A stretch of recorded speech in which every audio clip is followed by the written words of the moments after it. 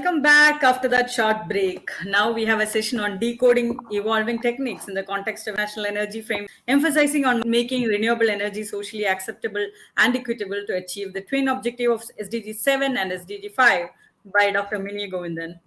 Dr. Mini Govindan has a PhD degree in development studies from Institute for Social and Economic Change, ISCC Bangalore.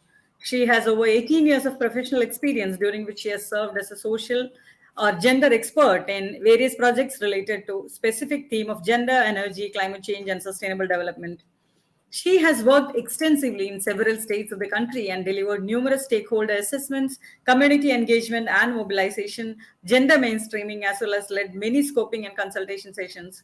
She is experienced in working with multi-level and cross-sectoral stakeholder groups, extending from local communities to decision makers. Dr. Mini has been actively working on the evolving techniques in the context of international energy frameworks, emphasizing on making renewable energy socially acceptable and equitable to achieve the twin objective of SDG 7 and SDG 5. Further, her research is exploring the contexts and channels that facilitate gender equality through access to modern energy services. Let me proudly welcome Dr. Mini Govindan to the summit and to deliver her presentation. Over to you, ma'am. Yes, thank you, Aparna. And thank you, the whole team, for having me today. Thank you, Aparna, for sharing the slide. And so basically what I would really like to today kind of talk is, how do we and SDG 5. So we are basically to energy, strengthen the linkages between SDG 7 both can reinforce each other, the SDG 7 and the SDG goal 5. Looking at what is this basically kind of linkages between SDG. Energy is a very critical input to human development, and it is essential for poverty alleviation, and it is also a very important sector for climate change mitigation. And also energy is very crucial input, especially to bring about those changes in gender relationships, and it is also very critical, especially in conditions where women experience harsh conditions and harsh socio-cultural economic norms. And so addressing gender and energy issue offers also potential gain across a number of SDGs, like, it addresses the SDG 1, which is poverty. It addresses SDG 3, which is health and well-being. SDG 4 is addressed, the education, and of course the climate change. The SDG 13 is also kind of addressed. And women can also be a very key agents of change, not just as energy consumers, but also as managers, as policy makers. They play very powerful roles in extending access to modern energy. They push adopting energy efficiency technologies. They also play a crucial role in improving consumer behaviors and also promoting entrepreneurship and business. So it's very often argued that, more ambitious gender sensitive approaches to energy could achieve more in terms of enhancing gender equality, and which would also pave way or to make way for, ultimately empowerment of women. Yeah. So if we kind of take a look at, what is the global scenario, what exactly is the global movement, when it comes to international agreements of frameworks or guidelines or policies or, practices. What are they saying about gender, or how is this whole gender aspects incorporated into it? And we all know that, and see for all talks about, women and marginalized should take the center stage, not just as victims but as agents and accelerators of change, where it talks about, where women should not just be as an end user of energy services, but rather they should take up, more leadership and entrepreneurial roles. And their very recent initiative, which talks about, people-centered accelerator on advancing gender equality, social inclusion, and women empowerment, talks or gives, emphasis on women in terms of, energy service delivery, and, making them more autonomy and giving them, more decision making and participation powers. And of course, the Istanbul Program of Action for 2011 and in 2020 also talks about, energy access as a very priority area for action, along with gender equality and empowerment of women, especially in least developed countries. The Paris Agreement, which is the 2016, also talks about, intersection of energy, climate change, gender equality, empowerment of women, and it also very strongly mandates gender responsive adaptation actions and capacity building activities. Other than that, we come across a lot of, gender and energy nexus, which has been very actively promoted by UN Women, Women for Women International, and Global Fund for Women. Of course, the World Bank's very popular energy sector management assistant program very specifically talks and identifies the gender and energy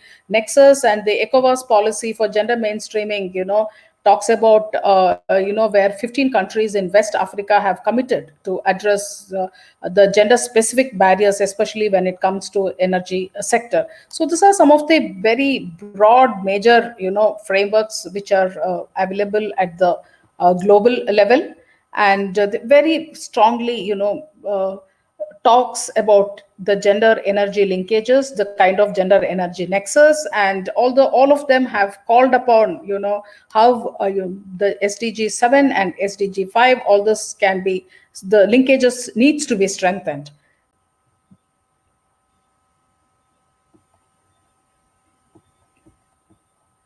So when we have all those big frameworks, tall claims, recognition of gender energy nexus, and then the obvious question what really comes to all our minds is like, then what is it actually missing? So a very deep dive look or a deeper look into it, clearly kinds of tells us that there is still lacunae of scholarly work which talks about, how, what are the modalities of implementing all these frameworks, or what are the challenges faced at the national and the subnational level. I mean, although there are so many frameworks and guidelines, why is it not actually happening on ground? What is actually missing? And even when gender specific elements are introduced in the policy, and do they really result in empowerment? Such approaches and such results, or rather such evidences, are often unclear. So that's something, which are the pressing questions. And so obviously the some of the fundamental questions which would come to our all of our minds is, then how does the gender global discourse, how does it manifest in the national policies and development practice? And how does, the provision of energy services actually affect, gender equality? And how are the benefits distributed for women and men? And what role do energy policies, actually play in ensuring women empowerment? So these are some of the fundamental questions we have, considering the kind of the global frameworks and the approaches that is being there. So if we try and take a look deeply into all these aspects, then we would know where exactly gender is placed in the policy, and more importantly, how is that implemented, and what kind of an outcomes as all these things actually led to an empowerment to meet the SDG 5 goal, or has it been strong enough to bring about that kind of changes in certain entrenched gender norms, or have they been able to bring up, the autonomy, the decision making power, the participation? Has all those policies been trying to, bring about that kind of a social transformation? So these are some of the basic fundamental questions. So to look at, how do the policies, become a strong or a powerful tool to bring about gender equality? How does the policy, energy policies especially, be a tool to bring about those gender equality?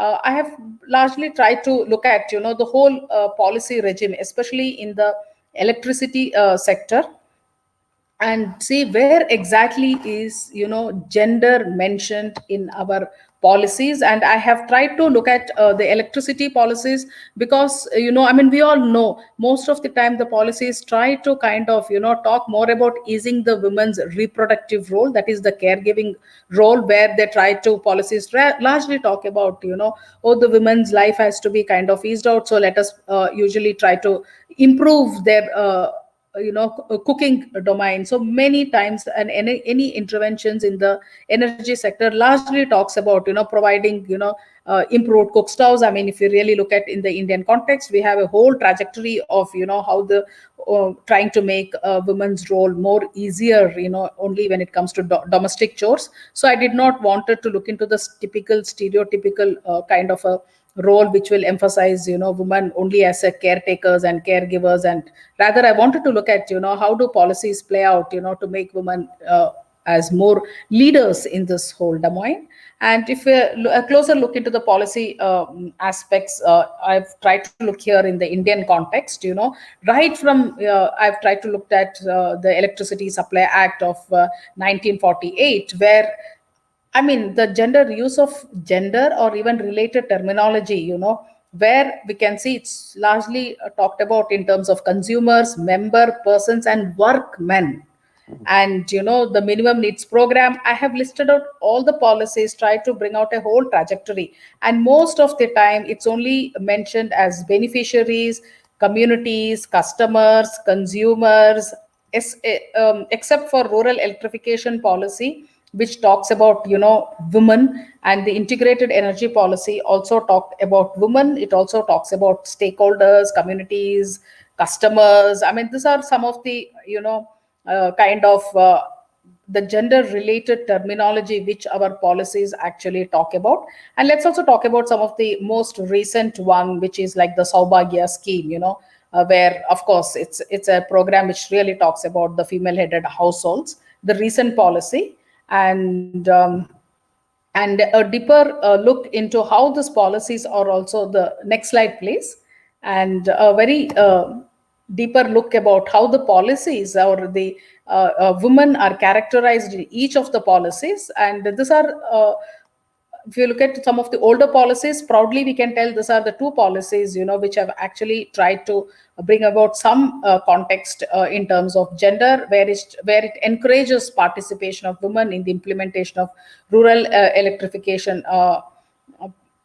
programs. It also acknowledges that the burden of non-availability of energy usually falls more on women. It also highlights the lack of attention paid to gender issues in the energy policy. And we have the most recent, the Saubhagya program, which identifies households, especially the women headed households who are eligible for the scheme. I've little more detailed out about this in the a little more we can talk about this, where we can look at the more recent initiatives, which talks about the inclusion of gender elements in policy making. And we all know the Ujjwala program, which is a very flagship program, the Pradhan Mantri Ujjwala scheme. It's a flagship program. And we can very proudly say that it is by far the most gender mainstreamed policies, which has provided of 18 million LPG connections to, especially to women from underprivileged households. Here also the policy largely addresses women's reproductive and caregiving role, which believes that women are the primary responsibility for ensuring household food security, hence their burden has to be kind of eased out. And then if you really look at the national energy policy also, it again proposes to provide clean cooking options to all of them, and it also recognizes the linkages of women and children to clean cooking. So basically most of this recent initiative also does not really look at women in a more entrepreneur role or an enterprise's business or leaders or being actively involved in the energy value chain, but rather all these policies also look at women as an end user of a beneficiary program. And other aspects of gender recognition in in the energy sector is, if you really look at the private players, the service providers, the discoms, the energy developers, all of them, for instance, the Green Skill Council of Green Jobs in India, where women are also trained there to improve their skills when it comes to energy sector. And the Surya Mitra Solar Skill Development Program also has 10% of trainees are again women, and some batches also have something like 50% of female candidates. And then and another important thing, very often we hear everywhere being saying that women do not are very poor, have very poor participation in STEM is science, technology, engineering, mathematics, but India has the highest number of women graduates in the world, which is surpassing several developed nations as well. And the National Institute of Wind Energy also, their data also says that 65% of women are also very actively engaged as research in data analytics. So there are some very positive aspects as per the data, but then we would look at what exactly this kind of an involvement actually mean too. Okay, so let's look at the much again, having talked about the gender inclusions in policies. If you really look at,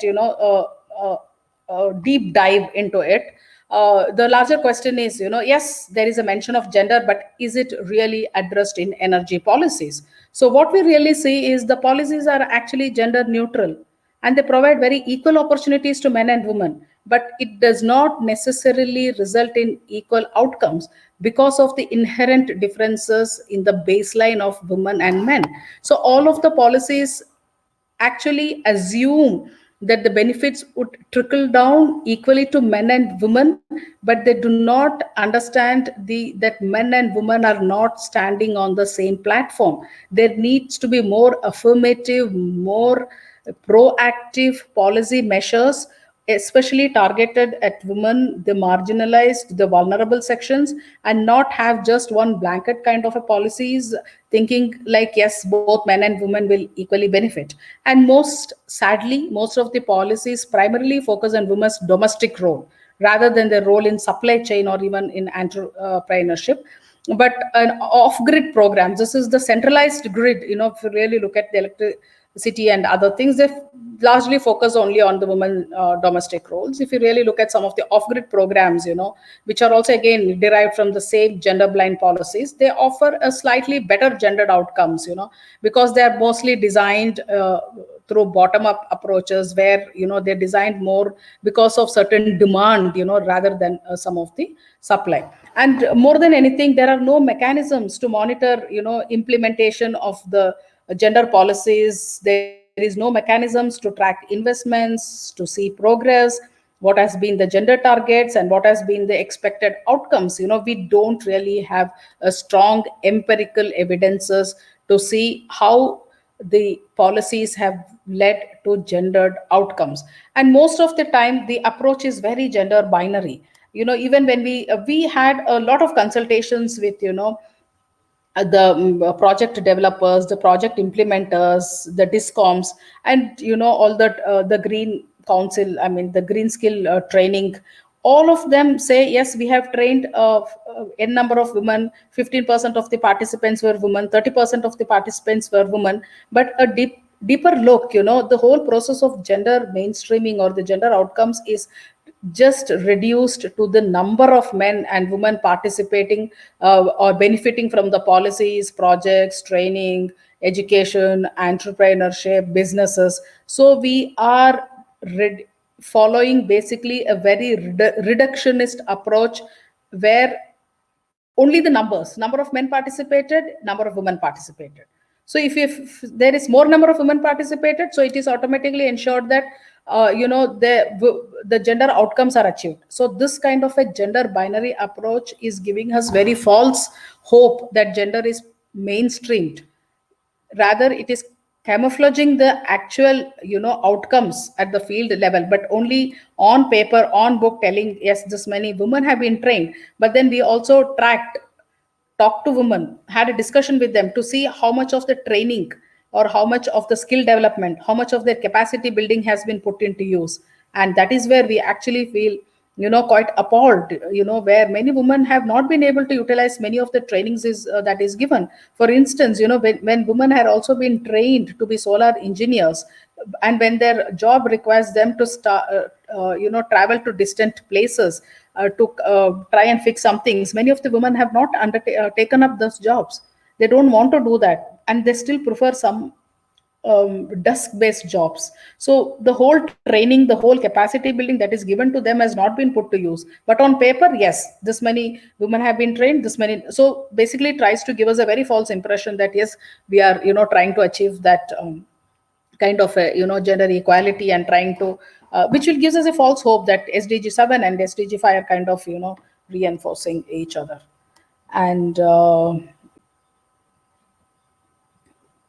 And I mean, this is kind of, not to say that everything is not really achieved. I don't want to kind of, only be talking about the negative aspects of it. There are also very good examples of where the policies have been, put into proper practices, and where it has achieved very good outcomes. And of that, one really which stands out is the Maharashtra State Electricity Distribution Company, commonly known as Mahavitaran, where they have 30% of the jobs that is been reserved for women, where it's called as the Mahila Vidyut Sahayak, where I mean, all the women have been trained, to work with live wires, cable, transformers, and where women wear the uniform of man as per their own statement, and they climb up the pole, and then they fix all the faulty wires, do undertake the repairs. And this is a program which has really touched the lives of women, and tried to change that mindset and say that there is nothing wrong for a woman to climb up the poles. Although such programs faced initial resistance from women who even told them, who are reluctant. They said, we are very happy because we carry the tag of government jobs, and it has definitely enhanced our status in the community, in our village, in our families. But then, we have certain kind of an inhibition, because if I've been climbing up the poles and fixing all those things, some of the young girls have said this to me, say that their marriage prospects would be affected, because that is not what they say.